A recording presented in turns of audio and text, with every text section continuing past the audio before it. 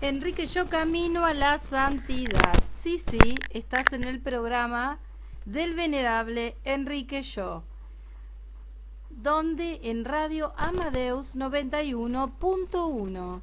Hola, ¿cómo está? ¿Cómo estuvo tu fin de semana?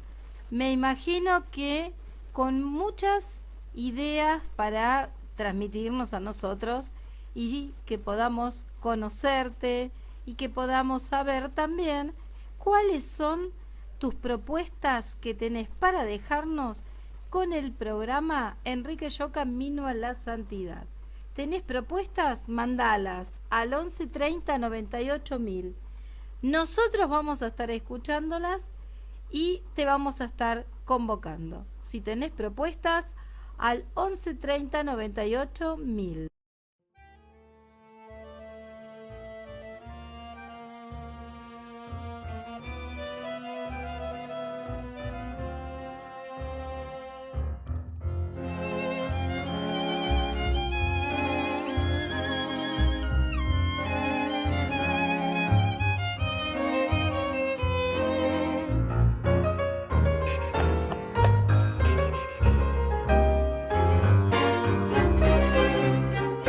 Esta historia no es de un prócer, aunque no es menos estoica, es de un hombre destacado por sus virtudes heroicas.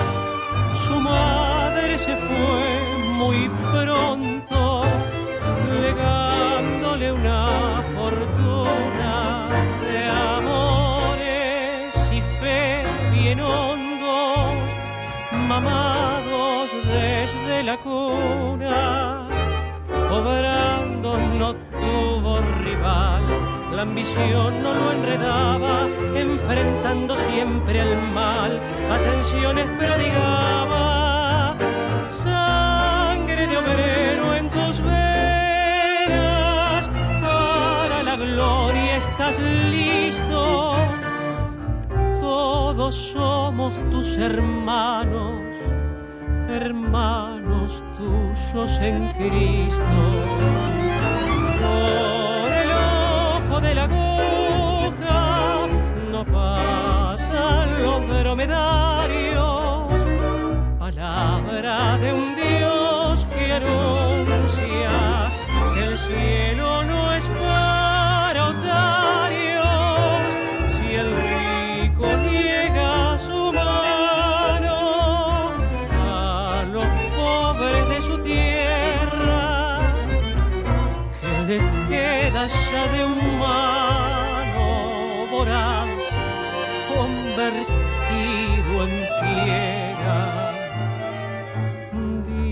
Distinto fue aquel valiente que en la marina y la empresa ejerció magistralmente doctrina social de iglesia.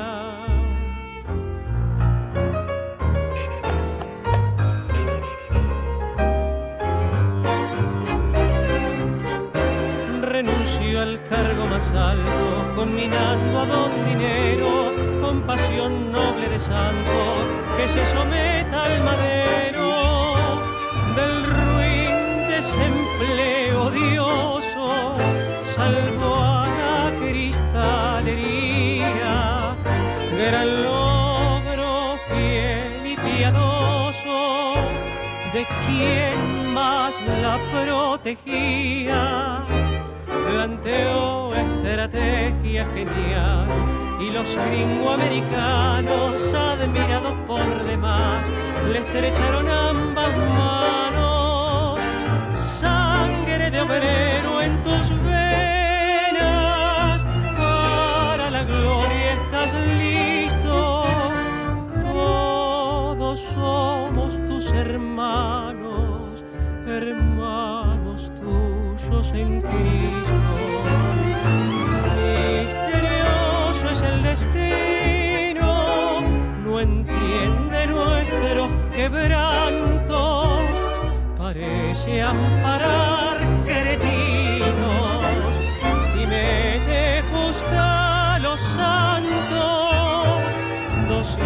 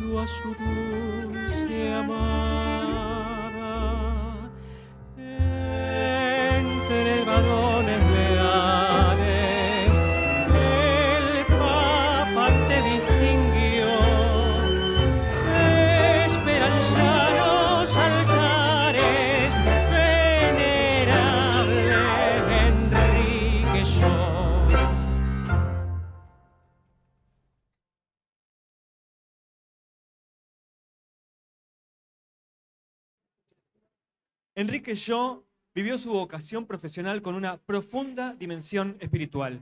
Fundador de la Asociación Cristiana de Dirigentes de Empresa, impulsor de una cultura empresarial centrada en la dignidad del trabajo y en el bien común.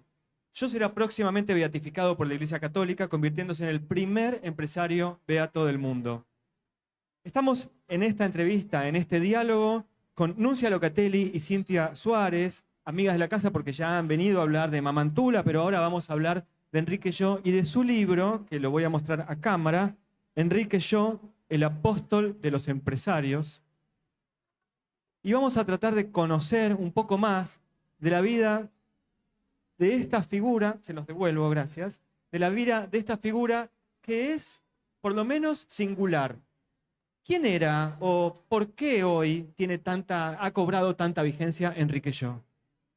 Yo diría que estamos hablando de un futuro santo atípico, atípico desde todos los puntos de vista, que lo se mire.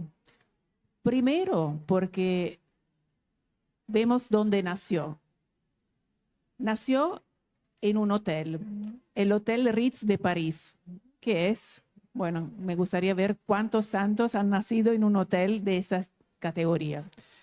Después es un futuro santo rico. El Papa dijo, es rico, pero es santo. Una discriminación del querido Papa Francisco. Ese pero, ¿no? Sí. Se habla casi de la aguja y del ojo de la aguja y el camello. Claro. Y además, en su último libro que escribió en ocasión del jubileo, el Papa Francisco dijo una frase bien firme sobre lo que es la obra de Enrique Yo. Dijo en el libro que se llama La esperanza no defrauda nunca, dijo, pienso siempre en el siervo de Dios, Enrique Yo, como un faro a seguir en las buenas prácticas para los hombres y mujeres de negocio de todo el mundo. Entonces ya lo ve como hombre rico pero santo, ejemplo para todo el mundo. Estamos hablando de Enrique Yo, una persona que nació en el 1921 y tuvo una vida muy breve. Vivió solo 41 años, pero en esos pocos años pudo dejar ejemplos firmes sobre lo que es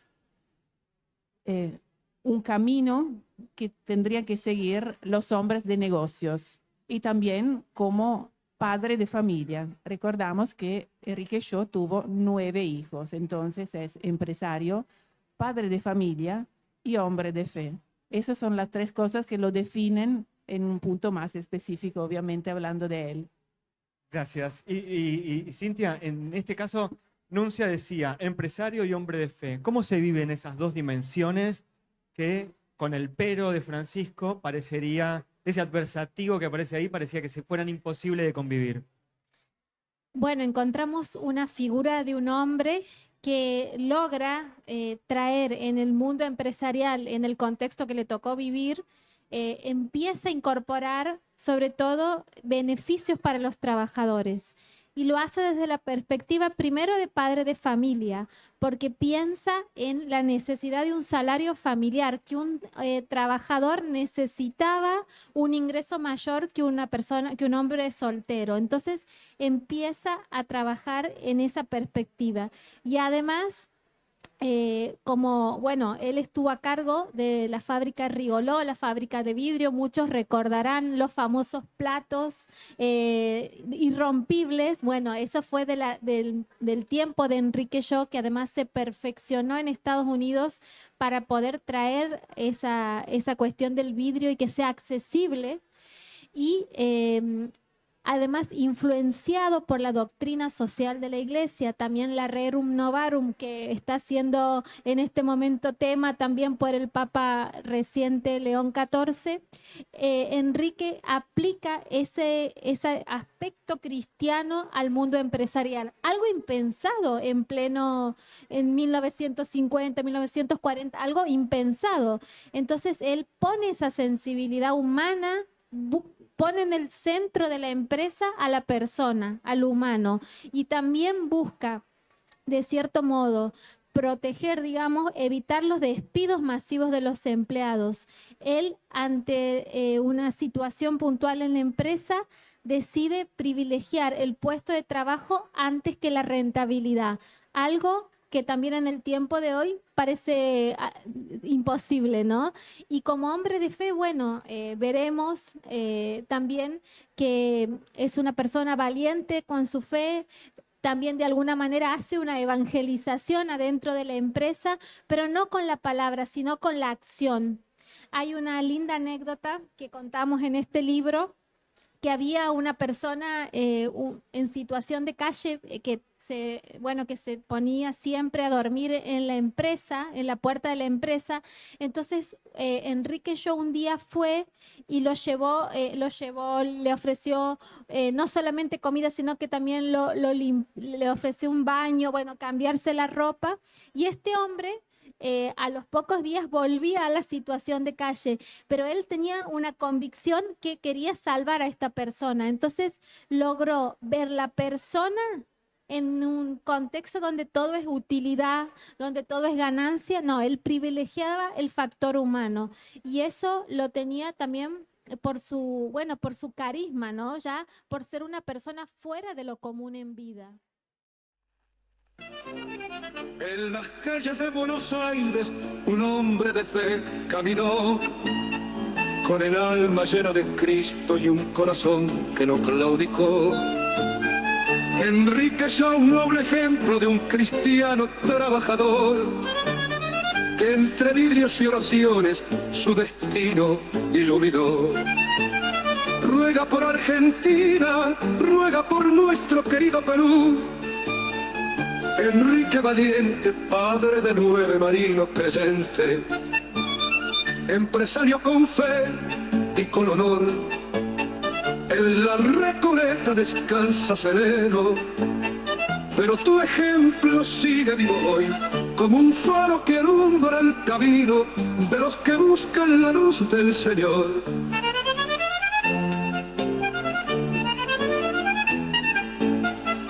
Cintia mencionaba la doctrina social de la Iglesia, algo que León XIV, les cuento, cuando hace 2 o 3 días ustedes vinieron al auditorio para promocionar el encuentro de hoy, todavía no teníamos papa. Y a los 2 días o al día siguiente apareció León XIV y rescata la doctrina social de la Iglesia. ¿Cómo se vincula con Enrique Shaw? Me parece que a pesar que Francisco sea el papa que impulsó la causa de canonización de Enrique Shaw, el nuevo papa, León XIV, va a ser el papa que se podría definir como un amigo de Enrique Shaw, porque a pesar que no se conocieron y probablemente conocerá la historia de Enrique Shaw, porque bueno, estamos en una gran causa de canonización. Recordamos que el venerable Enrique Shaw está en camino de beatificación en esos meses. Bueno, hoy en la conferencia del orden cardenalicio, el nuevo Papa explicó nuevamente, hoy a la mañana, hora italiana, el porqué del nombre León XIV. Dijo que él se refería obviamente a León XIII y a la importancia de la Rerum Novarum que tiene al día de hoy, la encíclica social más importante de la historia. Recordamos que es una encíclica del 1891 y tomó de esa encíclica la humanidad en el lugar de trabajo, como dijo Cintia y como dijiste vos, Patricio, todo lo que conlleva los derechos de los trabajadores en todos los rubros. Pero en particular, como estaba escuchando antes Cora, que habló de inteligencia artificial, también dijo, por primera vez creo, en un discurso del Colegio Cardenalicio, llegó la palabra inteligencia artificial. Y bueno, acá se cierra el círculo.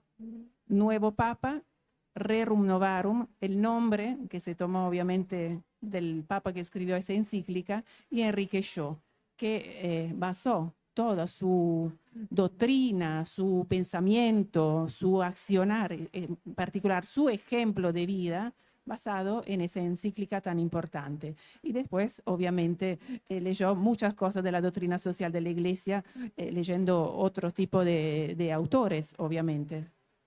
Ya volvemos, Enrique, yo, pero déjame hacerte un par de preguntas sobre el Papa. Él, cuando se hace un cónclave, ¿todos los cardenales más o menos saben qué nombre van a tener si son elegidos, por ejemplo?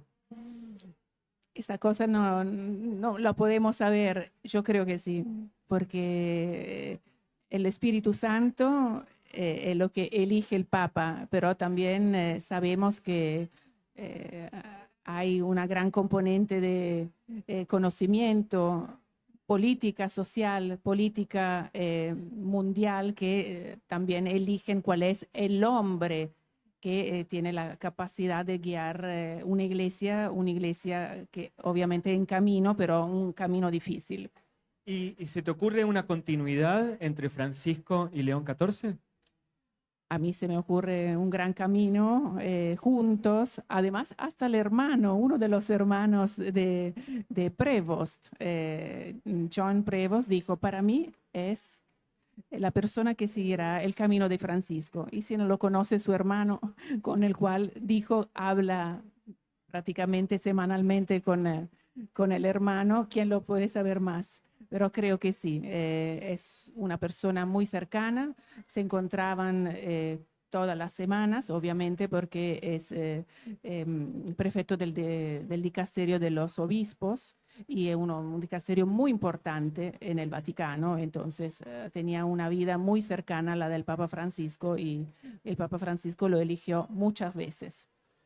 Gracias. Cintia, volvamos a Enrique. Yo tenía que hacer las preguntas porque uno se muere de curiosidad y ustedes que han estado tantas veces en el Vaticano, por ahí tenían, no sé, esas bambalinas que nosotros no llegamos a ver. Pero volvamos a Enrique. Enrique estuvo preso en el año 50 y pico, y preso por su fe. ¿Cómo cambió su vida? ¿Qué impacta en él ese tiempo que pasa preso? Bueno, es muy movilizante leer ese testimonio de cómo fue preso, ¿no? Fue preso justamente por su fe. Recordemos que durante el gobierno de Perón hubo la quema de iglesias y la persecución a los cristianos justamente por su fe. Y Enrique, que asumía riesgos no solamente en el ámbito empresarial, sino también en su vida y en su vida como católico, bueno, en su casa tenía guardados unos copones, una impresora, que había unos panfletos, obviamente, donde se defendía la fe. Y bueno, lamentablemente, junto a otros miembros también de la Acción Católica, fueron apresados. Y bueno, y es muy lindo leer el testimonio de su esposa, Cecilia Bunge, que era ella la encargada, fue la que, bueno, estaban en su casa, irrumpieron, se lo llevaron preso y después era la encargada de llevarle la comida a los presos y lo hacía en conjunto a otras mujeres. Y bueno, y a uno de los presos se le había ocurrido que envolviesen los sándwiches en el diario del día. Entonces, de alguna manera los presos, por su fe, y Enrique recibían la información, ¿no? Y también, bueno, Cecilia, es importante destacar el rol de la mujer acá del futuro santo, ¿no? Cecilia Bunge, que fue una mujer que lo acompañó y que fue también la encargada de compilar todo el material que luego se usó para su proceso de beatificación y canonización, y además ordenó meticulosamente absolutamente todo el archivo personal, las notas, también están las cartas que Enrique le enviaba a Cecilia de novios. Bueno, la verdad que un trabajo de una compañera realmente que iba a la par en este caso, de un futuro santo. ¿Por qué va a ser santo? ¿Qué característica singular hace? Porque digo, que sea un empresario con visión social no necesariamente te obliga a la canonización, no te lleva a la canonización. Pero, ¿qué pasa ahora que está camino a ser santo? ya es una persona que, como otros candidatos a beatos y santos, demuestra en vida rasgos excepcionales, ¿no? Esto de darle tanto valor al otro, la importancia que le dio, en este caso, a los obreros, el lugar que le da al obrero, entendamos en el contexto que vivió, ¿no? Y además, por ejemplo, la famosa frase, Enrique lamentablemente fallece muy joven de un cáncer de piel y en un momento necesitaba transfusiones, ¿no? Y fueron todos los empleados de la fábrica a las primeras horas del día a donarle la sangre. Y él después pronunció una famosa frase que dijo, bueno, me siento orgulloso de llevar en mis venas la sangre obrera. Es algo impensado en ese tiempo, ¿no? Y estos rasgos también en su muerte, el día del fallecimiento, bueno, uno de los sacerdotes que dio el responso dijo, yo no vengo a rezar por Enrique, vengo a pedir a Enrique por mí. O sea, ya en vida sus padres lo reconocían como alguien fuera de lo común por este compromiso en la empresa, pero también en la vida particular y por ser una persona coherente entre lo que pensaba y lo que hacía, siempre para el beneficio de la comunidad de su tiempo. Si nos vamos un cachito de Enrique y vamos a Mamántula, a quien ustedes también han seguido en todo el proceso, ¿hay algún vínculo entre los dos? ¿Hay algo que podemos aprender nosotros de nuestros propios santos? Yo diría, si podemos encontrar unas características entre los dos que lo hacen muy similares, es la austeridad y el ejemplo. Eran dos personas muy austeras. Enrique, por ejemplo, no quería darse gustos por un tema de su fe, no quería tener el placer de los gustos, estaba totalmente desencantado, desinteresado de todas las cosas materiales, así como Mamántula. Su trabajo y su fe eran para los otros, obviamente. No le interesaba un enriquecimiento personal, pero todo su accionar era hacia los otros, para mejorar las condiciones de los otros. Claramente Mamántula con los pobres y los más necesitados. Y también Enrique estaba interesado y le interesaba mucho solucionar el tema de la pobreza de los trabajadores con una familia numerosa, por ejemplo. Y también la fe inquebrantable de los dos, que se ve en siglos diferentes, muy lejanos, pero la verdad es que demostraron una gran fe con el testimonio de vida y también con el ejemplo, y con mucha coherencia. Hablas de autoridad y no puedo no pensar en Francisco. Francisco fue una persona que toma muy en serio la canonización, el proceso de Enrique Shaw. Fue quien lo empezó en el 1999, fue quien lo hizo venerable en el 2021 y seguramente iba a continuar hasta la beatificación del argentino Enrique Shaw. Argentino por opción, porque cuando el padre lo registró, cuando llegó al registro civil en el 1921, eligió eso. Nació en Francia, pero argentino por opción. Entonces Argentina va a tener próximamente un gran hombre, un gran beato de la Iglesia Católica. Nuncia Locatelli y Cintia Suárez nos han acompañado en el auditorio para hablar del próximo santo argentino, Enrique Shaw. Nos vamos a un corte y enseguida regresamos con más Enrique Shaw, Camino a la Santidad.